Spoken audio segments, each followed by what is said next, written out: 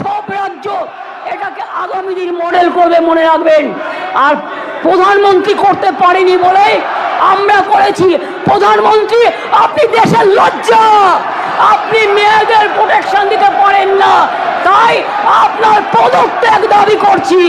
স্বরাষ্ট্রমন্ত্রীর পদত্যাগ দাবি করছি, বিজেপি মন্ত্রীদের পদত্যাগ দাবি করছি, রাজ্যে যে মুখ্যমন্ত্রীরা আছে পদত্যাগ দাবি করছি।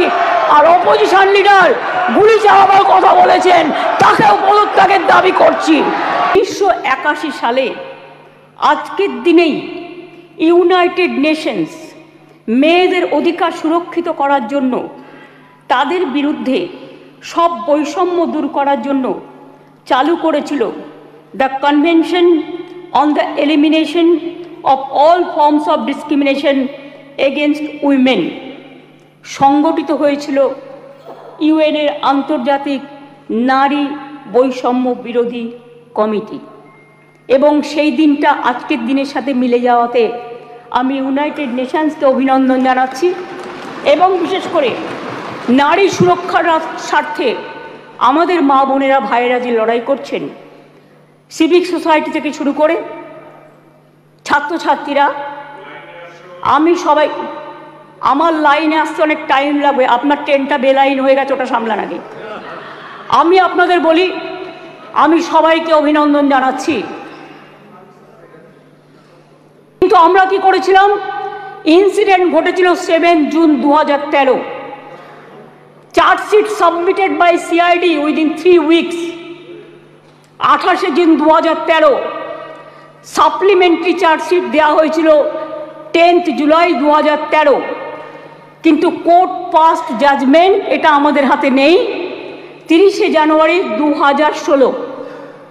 কোর্টটা তো আমাদের হাতে নেই, কোর্টটা তো আপনাদের হাতে আছে। এটা আপনাদের একটু ভালো রোল প্লে করুন, এটা আপনাদের কাছে আমি রিকোয়েস্ট করব। আমি আপনাদের আবার বলি, ইয়েস অ্যাবসলিউটলি, আমি আপনাদের বলি যে আমরা ফাঁসি চেয়েছিলাম, কিন্তু কোর্ট সেখানে কি শাস্তি দিয়েছিলেন? কোর্ট দিয়েছিলেন 3 were চার্জশিটেড। আমরা trial court past judgment on 30 January 2016, where out of 8 living accused, 1 accused expired during trial. 3 were charged with the death penalty. 3 were charged with life imprisonment and 2 were acquitted. The state appealed before High Court against the acquitted of 2 accused persons, যাদের ছেড়ে দেওয়া হয়েছিল তার বিরুদ্ধে। Trial court convicted person also appealed before the Honorable High Court. High Court passed judgment 6 October 2023। তাতে তারা শাস্তির death punishment দেওয়ার বদলে 2 জনকে দিয়েছিলেন লাইফ কনভিকশন, 1 জনকে ছেড়ে দিয়েছিলেন, 3 জনকে 7 years পানিশমেন্ট দিয়েছিলেন, আর অ্যাকিউটেড 2 জন ছিলেন, তার বিরুদ্ধে আমরা এসএলপি সুপ্রিম কোর্টে ফাইল করেছি। এবং 9 অক্টোবর 2023 এটা এখন পেন্ডিং আছে সুপ্রিম কোর্টে।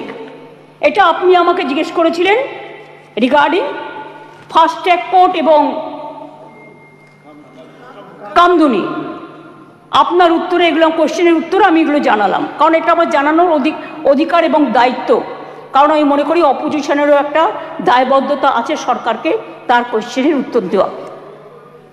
3, আপনারা অনেক কথা বলতে বলতে হঠাৎ বলে ফেললেন ট্রেনেও রেপ হয়েছে। ট্রেনটা কার দায়িত্বে? রাজ্য সরকারের। ট্রেনের ভেতরটা রক্ষা করার দায়িত্ব আরপিএফ এর। Please realise, railway protection force, এটা রেলকেও দেখতে হবে।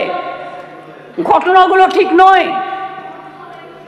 মনে করুন আমি এবার আপনারা কিছু প্রেসিডেন্ট দিয়েছেন, দিতেই পারেন, কিন্তু আমি কোনো কাগজ দিচ্ছি না। তার কারণ খবরে কাগজ দিচ্ছি না, কারণ এগুলো নিজেদের তৈরি করা রিপোর্টও হতে পারে। আমি স্পিকার সাহেবকে বলবো ক্রস চেক করুন all of the fake news, maximum cross check করে আপনি যদি দেখেন correct information, I don't have any problem. কিন্তু যদি দেখেন wrong information, misleading information, disinformation and distorted information and destructive information and provocative information, then speaker has the right to deal it. মনে আছে আপনাদের? কেউ তো একবারও স্বীকার করলেন না উন্নাওয়ের কথা। 2017 সালে নাবালিকাকে ধর্ষণ করেছিলেন। আমি একজন বিধায়ক বলবো বিজেপি, কিন্তু আপনি বলতে বললেন আমি কিন্তু আপনার পার্টির নাম বলতাম না, সরি, এটা আপনি আমাকে বাধ্য করলেন বলতে, কারণ তিনি এখানে প্রেজেন্ট নেই তো বলে নামটা বললাম না। নামটা আমার কাছে আছে, আমি অ্যাসেম্বলি পার্লামেন্টের আমি সিস্টেমটা জানি। ধর্ষিতা মেয়ের বাবাকে তারপর বন্দি অবস্থাতেই হত্যা করেন ধর্ষকের বাবা, মানে ধর্ষক সেই বিধায়ক। মনে করুন আজ থেকে 4 বছর আগে 2020-এ এই সেপ্টেম্বর মাসেই হাতরাসের ঘটনা, যেখানে একটি দলিত মেয়েকে গণধর্ষণ করা হয়, বিচার তো পায়নি, সেও বাঁচেনি। বিভিন্ন রাজ্যে চলছে একের পর এক ঘটনা। এটা গ্লোরিফাই করার নয়। 70 পেরোনো বৃদ্ধও আছেন, 3 বছরের শিশু আছেন, নার্সও আছেন, স্কুল ছাত্রীও আছেন। কথা বলবেন না, শুনুন। যখন বলেছেন ধৈর্য ধরুন, ডিস্টার্ব করবেন না ওনাকে, প্লিজ প্লিজ বি কুল। আপনার শুনুন, ডিস্টার্ব করবেন না ওনাকে। ঠিক আছে, আপনি বলুন। শুনেছি আপনারা অনেক বলেছেন, মাননীয় মুখ্যমন্ত্রী উত্তর দিচ্ছেন, আপনাদের শুনতে হবে, প্লিজ প্লিজ। আরে এখনো তো অনেক বাকি আছে, শুনুন আগে। ঠিক আছে স্যার, এটা ফ্যাক্ট যে আজকে প্রতিদিন দেশে প্রায় 90টি ধর্ষণের ঘটনা ঘটে। তার মধ্যে অনেকেরই মৃত্যু ঘটে, খুব বেদনাদায়ক। উত্তরপ্রদেশের ঝাঁসিতে চলন্ত গাড়িতে 17 বছরের মেয়ে ধর্ষিতা হয়েছে। উত্তরপ্রদেশের বারাবাঁকিতে 9 বছরের মেয়ে ধর্ষিতা হয়েছেন।